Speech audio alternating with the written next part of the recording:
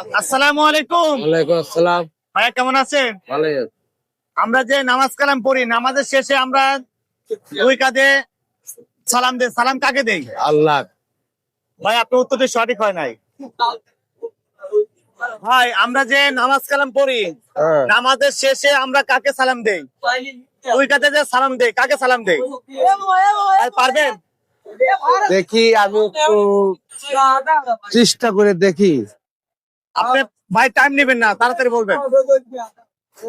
আমরা যখন নামাজ শেষে কাকে সালাম দেই?